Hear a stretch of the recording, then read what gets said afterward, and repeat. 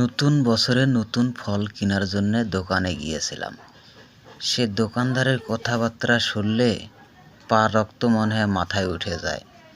সে দোকানদারকে জিজ্ঞাসা করেছিলাম যে ভাই, আপনার কাঁঠালটার দাম কয় টাকা?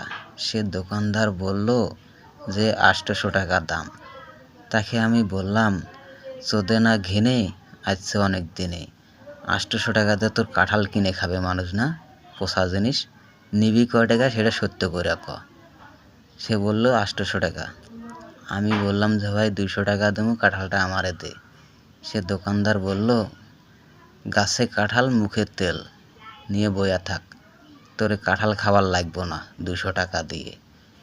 500 টাকা হলে কাঁঠাল বিক্রি করব, না হলে কাঁঠাল বিক্রি করব না। সে দোকানদারকে বললাম, ভাই আপনিও কাঁঠাল বেচাইবেন না, আমাকেও খেতে দিবেন না। কাঁঠালটা দেখে আমার অনেক স্বাদ গেছে, খুব মনটা চলে গেছে, আমি কাঁঠালটা খাবো। 500 টাকা হলে কাঁঠালটা আমার দে, না হলে তুইও আর কাঁঠাল বেচার পাবি না। আমিও বইয়া পড়লাম। সে দোকানদারের সাথে অনেক তর্কাতর্কি করে কাঁঠালটা নিয়ে আসলাম বাসাতে। তো এসে কাঁঠালটা ভাঙতেছি, দেখিতেছি খুব সুন্দর রং হয়েছে, আর কাঁঠালটারও অনেক স্বাদ, সেই মধুর মতো মিষ্টি লাগতেছে, অনেক স্বাদ, ঠিক না বাবা? এতই মজা, সেই মজা লাগতেছে। ও দাদা, এত মজা, সেই তো কাঁঠালটা সেই স্বাদের মতো। তাই বন্ধুগণ, একটা কাঁঠাল খেতে কিন্তু কোনো লস নাই। কাঁঠালটার বিচি আছে, সেই বিচিটা দিয়ে তরকারি খাওয়া যায়।